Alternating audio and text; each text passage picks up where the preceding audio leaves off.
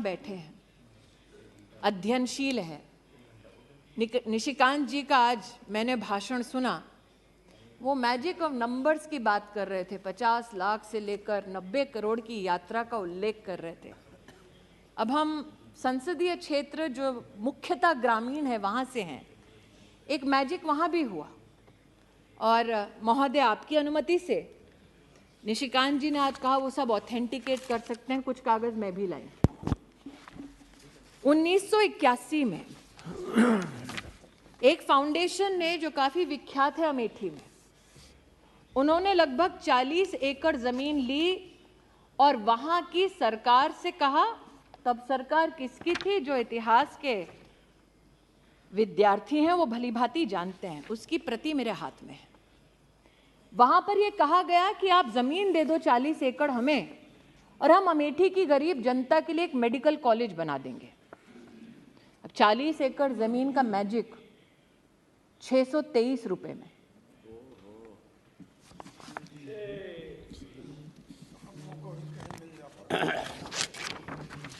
₹623 का रेंट और सुरेश जी सुनिए, 623 रुपए का रेंट 30 साल तक, 30 साल तक अमेठी के गरीब नागरिकों को ये बार बार कहा गया कि आपके लिए मेडिकल कॉलेज खोल देंगे। लेकिन आज अगर कोई अमेठी गया है तो जानेगा कि जिस धरती पर वो कॉलेज खोलने की बात कर रहे थे, उस पर उस परिवार ने अपने लिए गेस्ट हाउस बनाया।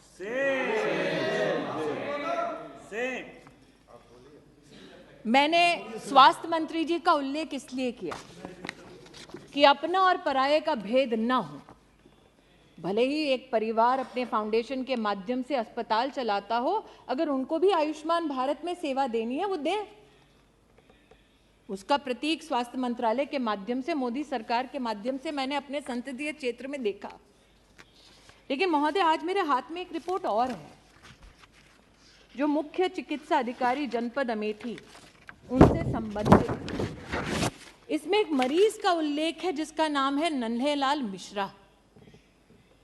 उस मरीज का दोष ये था कि वो उस जगह गया जहां पर इस परिवार का स्वामित्व है और अस्पताल चलता है, और ये कहा जाता है अमेठी में उनके परिजनों ने वीडियोग्राफिक एविडेंस दिया कि मरीज ने जाकर कहा, मैं आयुष्मान भारत से जुड़ा हूं, मोदी जी ने कहा है 5 लाख रुपए में मेरा मुफ्त का इलाज होता है, आपका अस्पताल इसमें चिन्हित है, आप मेरा इलाज करिए।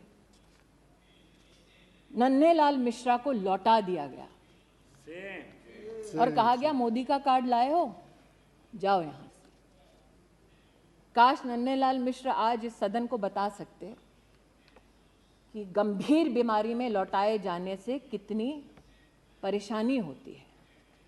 लेकिन महोदय, ना उनकी आवाज इस सदन तक पहुंचेगी, ना सदन के बाहर तक पहुंचेगी, क्योंकि उनकी मृत्यु हो गई। और ये रिपोर्ट है जो कहती है कि मरीज की बीमारी के अनुरूप उनका इलाज नहीं हो सका।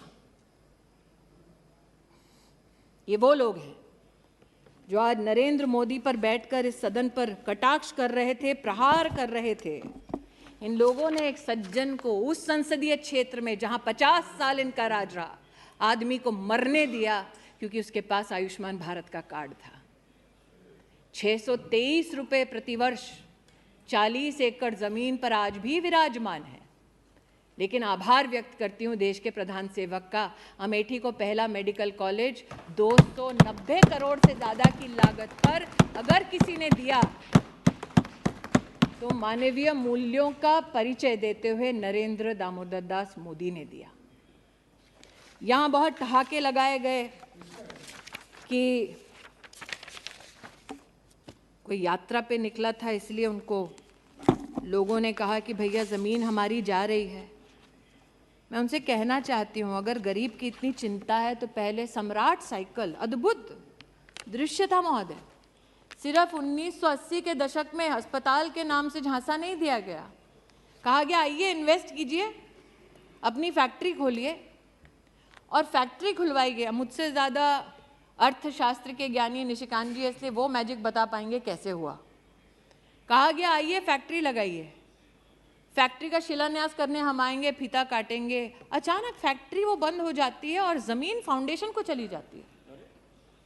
फैक्ट्री की ज़मीन है ताकि वहाँ पर नया साधन इंडस्ट्रियल खड़ा हो सके, मैन्युफैक्चरिंग हो सके।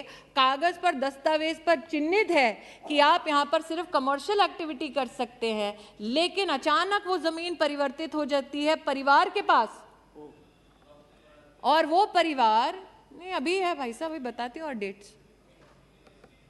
वो परिवार उस जमीन को लेता है, उनके फाउंडेशन में लिखा आप कमर्शियल एक्टिविटी नहीं कर सकते। इतने साल वो जमीन खाली नहीं करते।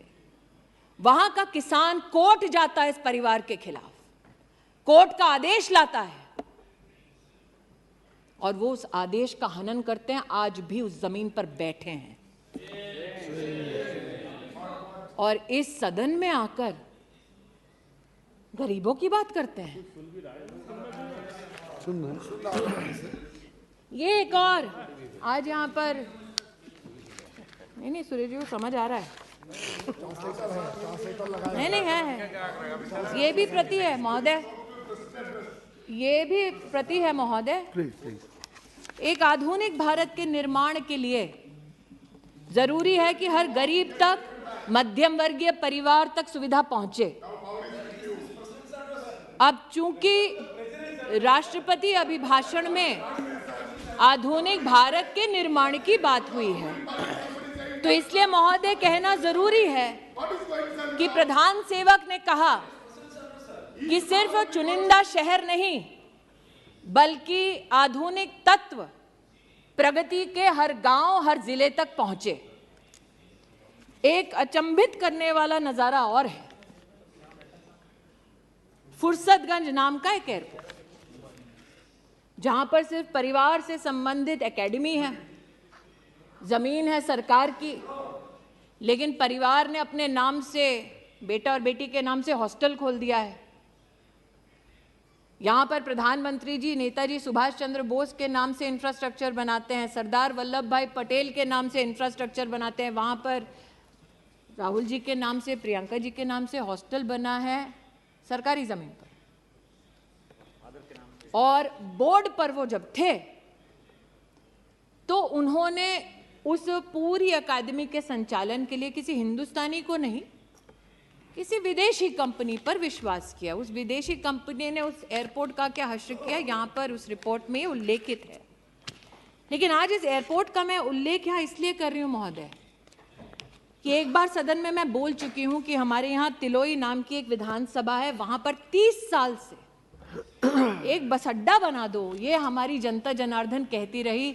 बस अड्डा भी पहली बार तब बना जब प्रदेश में योगी सरकार बनी, देश में मोदी सरकार बनी। और आज अमेठी के सांसद के नाते मैं आनंदित हूँ कि फुर्सतगंज एयरपोर्ट को अब उड़ान की स्कीम में सम्मिलित कर लिया गया है और अब अमेठी का साधारण नागरिक भी हवाई सेवा का इसमें फायदा उठा सकता है। इस बात से कोई इनकार नहीं कर सकता कि अमेठी की एक बार चर्चा होती थी और मैंने राष्ट्रपति जी के अभिभाषण का विशेष उल्लेख इसलिए भी किया।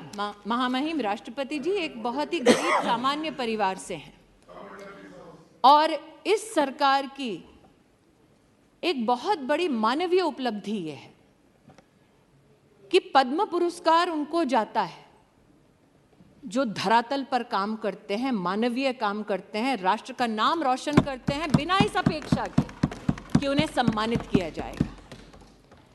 जिसे सालों साल वीआईपी कॉन्स्टिट्यूएंसी कहा जाता था, वहाँ परिवार से संबंधित नेताओं को तमगा जरूर मिलता था, लेकिन अमेठी में पहली बार एक बेटी को स्पोर्ट्स में पद्म पुरस्कार अगर किसी ने दिया तो वो शोभा अमेठी की बढ़ाई हमारे प्रधान सेवक ने और वो आशीर्वाद दिया महामहिम राष्ट्रपति जी ने। मैं सुधा उस बेटी की ओर से आज आभार व्यक्त करती हूँ। महामहिम राष्ट्रपति जी हाँ, मैं माइनॉरिटीज़ की भी वो बात करना चाहते हैं। मैं माइनॉरिटीज़ की भी महोदय, वैसे आपका महोदय निर्देश ये रहता है, आपका ये निर्देश रहता है महोदय कि सिर्फ चेयर जो बोले उसको सुनो, वक्तव्य के अलावा कुछ भी रिपोर्ट में नहीं और जो निजी वक्तव्य दे रहे हैं ताकि मैं भाषण अपना बंद कर दूं, उनको ना सुनो। तो मैं बताना चाहूंगी महोदय, महिला और माइनॉरिटी दोनों, जो शायद इनको शर्मसार कर दे, हज की कल ही पॉलिसी देश में प्रस्तावित हुई और जब इनकी सरकार थी, जो इस वक्त चिल्ला रहे हैं, तब हज की एक एक एप्लीकेशन के लिए पैसा लिया जाता था। जो हज पे नहीं जा रहा उससे भी पैसा लिया जाता था। और पहली बार फॉर्म के लिए पैसा गरीब मुसलमान को ना भरना पड़े, ऐसी पॉलिसी मोदी सरकार लाई। 50,000 रुपए हज की यात्रा, उसमें कम खर्चा करना पड़ेगा गरीब को, यह भी कदम मोदी सरकार ने उठाया। और भारत की तिजोरी से पैसा निकालकर ये नहीं किया, अनुशासित प्रशासनिक ढांचे के माध्यम से ये किया। आज जिस लोन की ये बात करते हैं, जब इनकी सरकार थी तो मात्र 100 करोड़ का लोन इन्होंने दिया अपनी सरकार में। मोदी सरकार ने माइनॉरिटी में 21,000 से ज्यादा छात्रों को 280 करोड़ रुपया से ज्यादा पैसा दिया। ये छलते रहे देश में माइनॉरिटीज को, ये कहते हुए कि ये इनके हमदर्द हैं। और आज जो मुझसे पूछते हैं कि आपने क्या किया महिला का, अगर आप जेंडर बजट देखें महोदय, तो 2014 में जब इनकी सरकार थी और जो बजट अभी घोषित हुआ है, उस पूरे बजट में जेंडर बजट एक एक मंत्रालय में 130% का इजाफा हुआ है। जवाब दें कि जब इनकी सरकार थी तब इन्होंने महिला को केंद्र बिंदु बनाकर इस प्रकार का आवंटन क्यों नहीं किया। मैं आज दिनकर जी को याद करती हूं। राष्ट्रकवि ने कहा था, प्रण करना है सहज, कठिन है लेकिन उसे निभाना।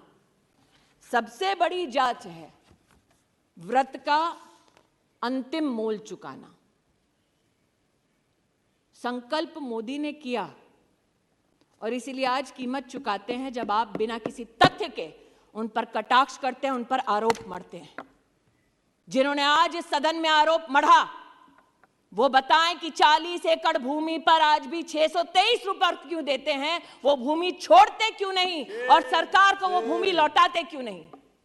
जिन्होंने आज इस सदन पर कटाक्षों की लहर गिना दी, उनसे पूछती हूं, सम्राट साइकिल अमेठी के किसानों की जमीन आज भी क्यों उस खानदान ने हड़पी है, लौटाते क्यों नहीं कोर्ट ऑर्डर के बावजूद। लेकिन ये मात्र जमीनों की बात नहीं है महोदय, कुछ और तथ्य हैं जो इनको शर्मसार करेंगे। जहां 50 साल एक खानदान ने प्रतिनिधि बनकर इस देश की संवैधानिक स्थानों पर, कुर्सियों पर हक जताया, उन लोगों का उन्होंने क्या हश्र किया, आज मैं बताना चाहती हूं। महामहिम राष्ट्रपति जी ने अपने अभिभाषण में कहा कि प्रतिदिन सरकार प्रधानमंत्री आवास योजना के अंतर्गत 11,000 घर बनाती है। मैं कहना चाहती हूं कि अमेठी में महोदय 93,000 घर हमारी सरकार ने बनाकर दिए। मतलब लगभग 4 लाख लोगों के पास अमेठी में सर पर छत नहीं थी महोदय, जहां 50 साल इन लोगों का राज रहा। महोदय, आज मैं बताना चाहती हूं, महामहिम राष्ट्रपति जी ने अपने अभिभाषण में उल्लेख किया कि 55,000 गैस के कनेक्शन प्रतिदिन दिए गए सरकार द्वारा। अमेठी में 2,14,440 लोगों को जीवन में पहली बार गैस का कनेक्शन तब मिला जब मोदी की सरकार बनी। ये जानना चाहते हैं क्यों मैं अपने लोगों की बात करूं, क्यों ना करूं। महामहिम राष्ट्रपति जी ने उल्लेख किया कि गरीब को मुसीबत के वक्त मुफ्त का राशन मोदी सरकार ने पहुंचाया। इस वर्ष 2 लाख करोड़ का व्यय हो रहा है। मेरी लोकसभा क्षेत्र में 18,72,000 लोग ऐसे हैं जिनको मुफ्त का राशन मिल रहा है। मैं उनकी ओर से आभार व्यक्त करती हूं, क्यों ना करूं। 305 किलोमीटर सड़कें सिर्फ मेरे एक जनपद में बनी है महोदय। 5 गांव का नाम सुना देती हूं। 50 साल में इन 5 गांवों तक कभी सड़क नहीं पहुंची थी। जवाब देना पड़ेगा इन लोगों को जो बड़ी बड़ी डींगे हाँकते थे कि अपने ही संसदीय क्षेत्र में। मैंने महोदय सुना था हिंदी में, दिया तले अंधेरा, चोर की दाढ़ी में तिनका, उल्टा चोर कोतवाल को डांटे। आज इन सारी हिंदी की जितने भी हमारी प्रोवर्ब्स हैं उनका एक दर्शन मैंने यहां किया है। उनको जवाब देना पड़ेगा। 5 गांव के नाम भी बता देती हूं जहां सड़क ही नहीं पहुंची कभी। इसलिए महोदय, आज महामहिम राष्ट्रपति जी के अभिभाषण पर आभार मैं इसलिए व्यक्त करती हूं कि देश में पहली बार आदिवासी समुदाय की एक बेटी को, एक महिला को राष्ट्र के सबसे उच्च संवैधानिक पद पर मात्र नरेंद्र भाई मोदी के प्रयासों से पहुंचाया गया। इतना ही संतोष नहीं कर रही हूं, मैं गौरव करती हूं इस बात का कि अगर आप समुचित सरकार का आदिवासी क्षेत्र के लिए बजट देखिए तो जब कांग्रेस की सरकार थी तो 19,000 करोड़ रुपया खर्चा करते थे, पूरी सरकार को कहते थे, और जब मोदी जी की सरकार बनी तो 88,000 करोड़ रुपया मात्र आदिवासी परिवारों के लिए हमारी सरकार ने व्यय किया। क्योंकि मैंने दिनकर जी का उल्लेख किया तो आप तो वरिष्ठ हैं महोदय, आप राष्ट्र कवि का कई बार कई भाषणों में उल्लेख भी कर चुके हैं, कई चर्चाओं में उनका उल्लेख कर चुके हैं। उन्होंने कहा था कि सच है विपत्ति जब आती है कायर को ही दहलाती है। वो कौन था जो कहता था विदेश से वैक्सीन लाओ? वो कौन था जो कहता था हिंदुस्तान की वैक्सीन ना लगाओ? और वो कौन था जिसने कहा कि विदेश पर नहीं अपने देश पर भरोसा करो, वैक्सीन यहां बनाओ और हर हिंदुस्तानी को मुफ्त लगाओ? उस शूरमा का नाम मोदी। इसलिए आज इतना ही कहती हूं कि विघ्नों को गले लगाया, कांटों में राह बनाया, और इसीलिए कांटों में राह बनाने के लिए और भारत के नवनिर्माण के संकल्प के साथ संकल्पित अमेठी को भी आशीर्वाद देने के लिए मैं देश के प्रधान सेवक का आभार व्यक्त करती हूँ, अभिनंदन करती हूँ, और महामहिम राष्ट्रपति जी को इस सदन के माध्यम से कहना चाहती हूँ पुनः कि वो सिर्फ महिलाओं का नहीं, सिर्फ आदि